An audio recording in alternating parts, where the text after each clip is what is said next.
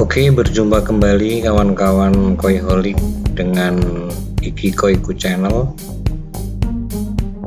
Kali ini saya akan bercerita, sedikit bercerita terkait dengan renovasi yang sudah saya lakukan terhadap kolam koi saya yang tidak standar. Jadi gambar ini adalah gambar sebelum kami lakukan renovasi. Kolamnya juga sudah ada. Jadi dulu saya membangun kolam ini tanpa membaca, tanpa memperhatikan, dan juga tidak memiliki pengalaman teknis terkait bagaimana membangun dan membuat kolam koi.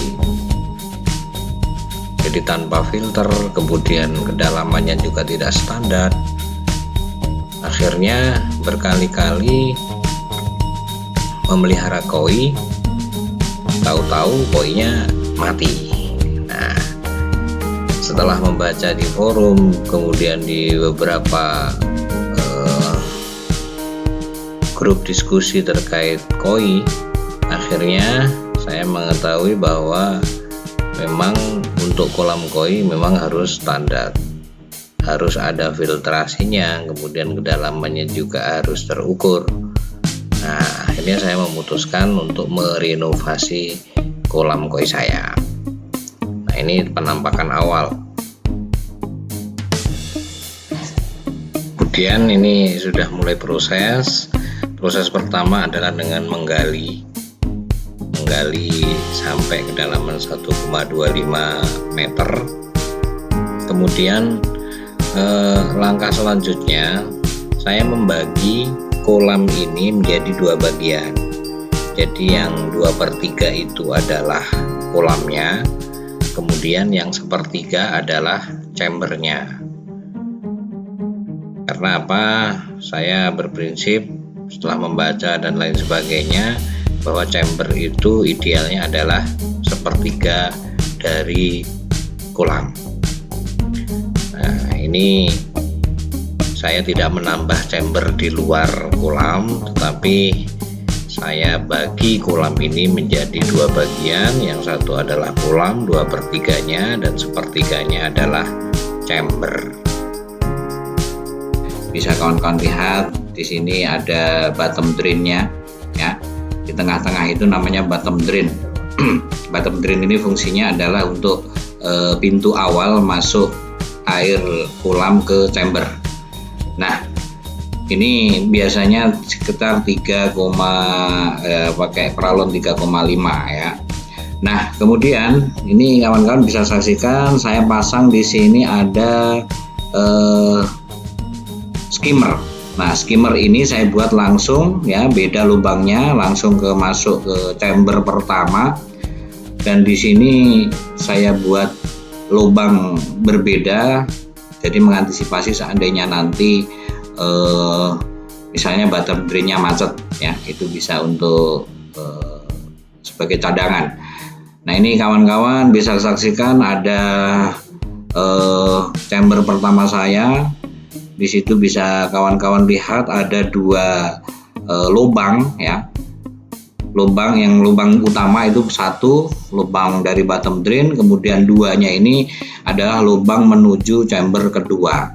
Harapannya nanti di di chamber pertama ini adalah berisi jaring nelayan, ya. Jaring nelayan, bisa jebmet dan lain sebagainya.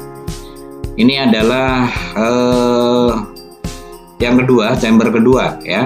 Chamber kedua harapan saya akan saya isi dengan jebmet. Dan untuk chamber ketiga itu akan saya isi dengan bioball. Ya, di situ bioball sebagai tempat filter biologis, kawan-kawan, ya.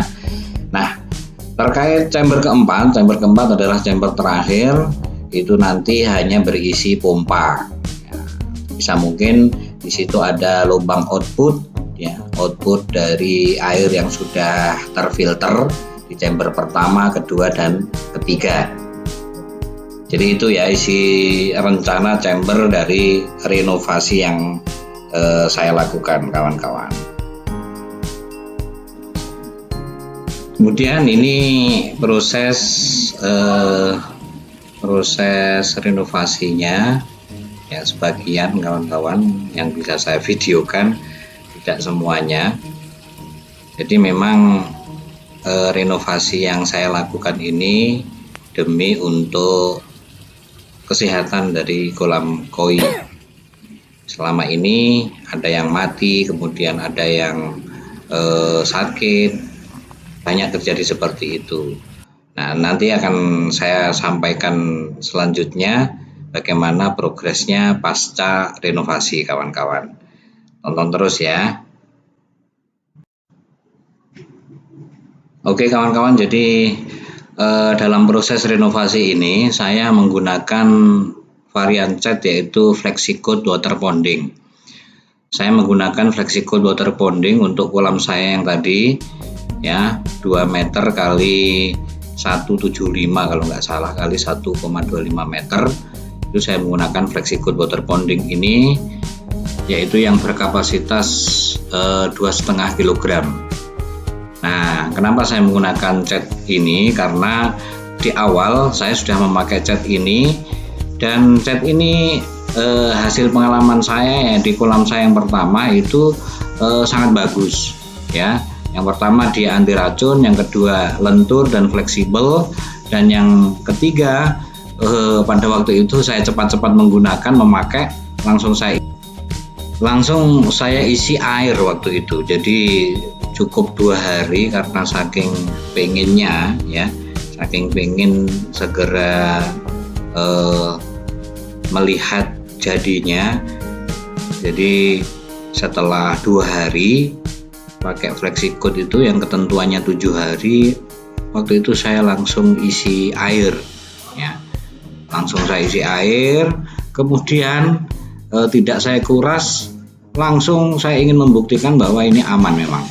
Jadi saya isi dengan ikan, walaupun waktu itu hanya koi berapa ya, 1 koi ukuran kecil, kemudian beberapa ikan komet itu ya, saya buat testimoni, dan alhamdulillah semuanya sehat, dan sampai saat ini belum pernah dari kolam yang satu itu ada yang mati. Jadi ini pengalaman bagi kawan-kawan, tentunya saya merekomendasikan kalau misalnya ingin menggunakan cat, pilih cat FlexiCoat Water Ponding. Nah kawan-kawan, jadi terkait cat ini ada 2 varian warna. Yang pertama adalah warna hitam dan yang kedua warna biru. Saya hanya menggunakan yang warna hitam. Jadi kalau kawan-kawan menginginkan warna biru itu bisa untuk digunakan di chambernya.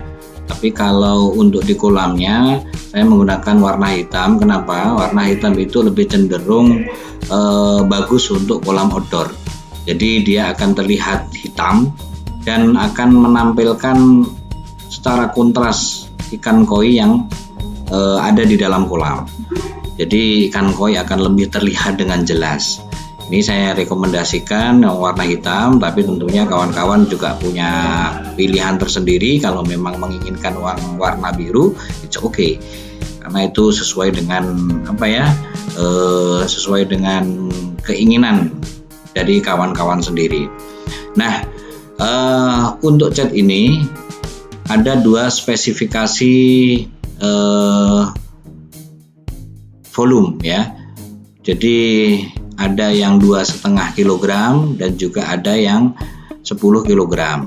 Kawan-kawan kalau menginginkan yang 2,5 kg itu untuk kapasitas 4 meter persegi. Jadi saya menganggap kolam saya yang saya renovasi ini cukup ya, cukup untuk hanya dengan menggunakan 2,5 kg saja. Nah, nanti akan kita tunjukkan ya pasca kolam ini jadi, kawan-kawan ya.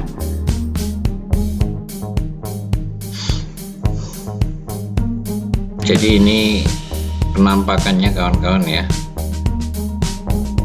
penampakan dari kolam ikan saya setelah direnovasi. Di situ bisa kawan-kawan lihat dari kolam yang semula seperti tadi itu terbagi menjadi dua bagian. Yang pertama adalah kolam utama, yang sepertiga adalah chambernya. Jadi untuk chamber bisa kawan-kawan saksikan di sana sudah saya isi. Di chamber pertama itu jaring nelayan, di chamber kedua jepmet sama busa, kemudian di chamber ketiga adalah bioball. Nah, chamber keempat itu adalah khusus pompa. Nah, ini penampakannya bisa kawan-kawan lihat dan saksikan.